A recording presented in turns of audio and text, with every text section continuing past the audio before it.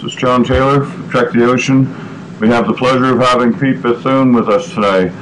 Hi, Pete. How are you? Fantastic, man. We're certainly pleased to have you. I appreciate you taking the time. I know you've got a lot going on, and actually that's one of the things I wanted to ask you about.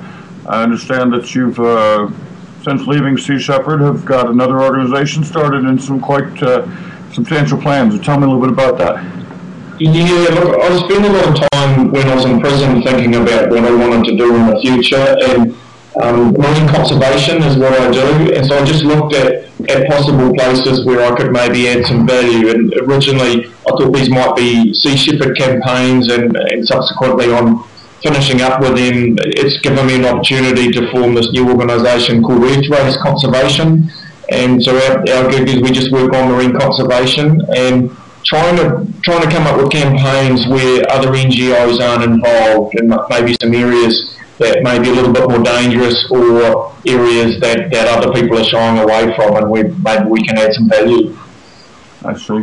What sort of things are you talking about? I know that we've talked a bit about how there's some plans for the Faroe Islands, and of course I think Sea Shepherd has already kind of been and gone and no longer welcome there. What do you have in mind for the Faroes? The Faroe campaign is probably the one high-profile one that we have in the pipeline, and we started off with it, and then we found out subsequently that Sea Shepherd may be going there as well. But the plan is to get up to 1,000 people there over the 3 months, and so at any one time we're hopeful of having 200 people there, and with that we can cover pretty much the entire group of islands. And when a grind does happen, we can guarantee to at least get 20 or 30 people down into that area reasonably quickly, and we're going to have plenty of people on the islands to see when they go out to bring in the different whales. So in terms of tactics, I don't really want to go revealing them now, but the key to it is a lot of people there, and be prepared to get out there and stir things up a bit. Okay, well, that certainly is a large group of people. We've had, within our board, we've had a lot of discussion. The Danish people try to separate themselves from the Faroes, and of course we argue back that they're receiving funds from them, they're enjoying all the benefits of it, and yet denying things like the European prohibition against the killing of the pilot whales.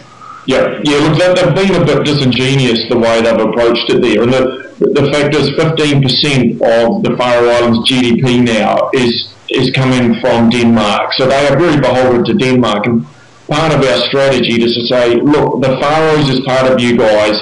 Denmark has got to sort this issue out, and when 15% of your economy depends on Denmark, they hold some sway over the Faroes. So, I believe we can exert some pressure on both the Faroe Islanders and on the Danish, and kind of make the Danes embarrassed for what goes on there. Like, it is a disgrace to have 1,000 whales being killed in these little fjords when they're protected in all the rest of Europe.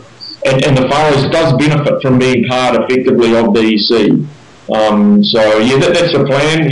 Whether it unfolds like that or not, I don't know. But we're going to go there and give it a crack anyway. Outstanding. I'd like to talk a little bit about, if you would, the differences in the way that things are accomplished.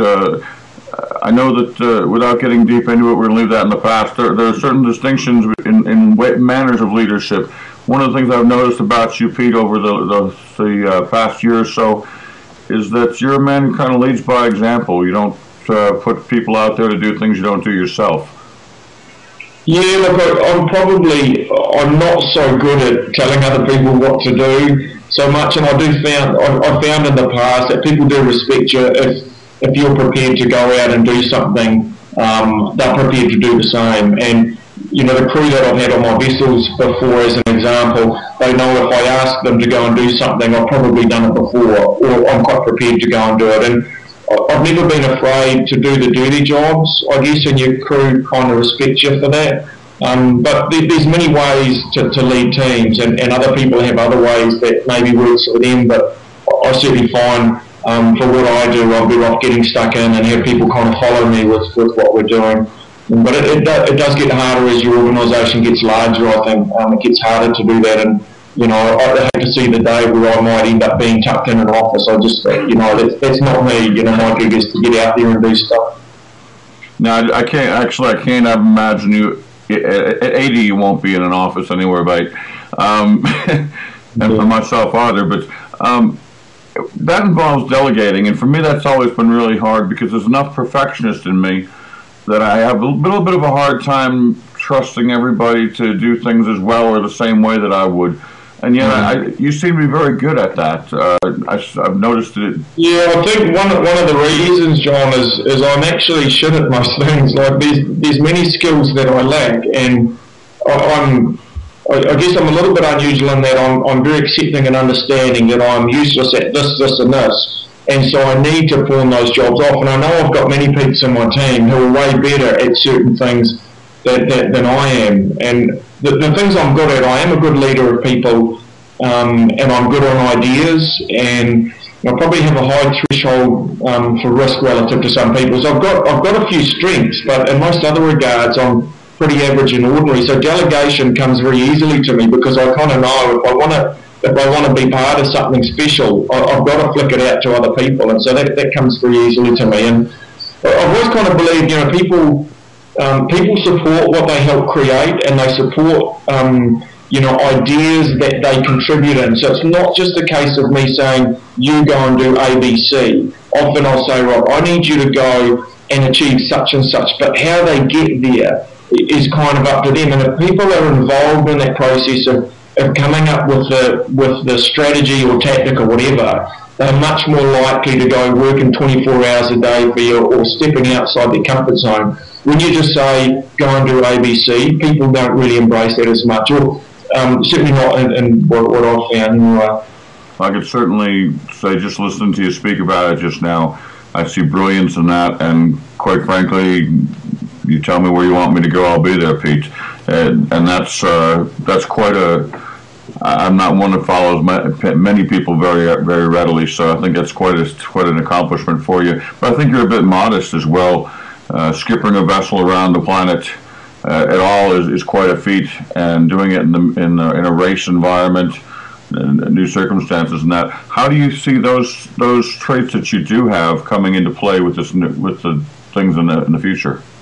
I think in many respects it's maybe a little bit larger in scope, but it is the same kind of thing. You're trying to take people out of their comfort zone and get them to be part of something extraordinary. When I look at the teams I've had in the past, there've been people with certain skill sets, and none of them you would say are quite brilliant, but they're all kind of good talented people in their own rights. And you put enough people like that together and you get a really good functioning team, you can be part of something extraordinary.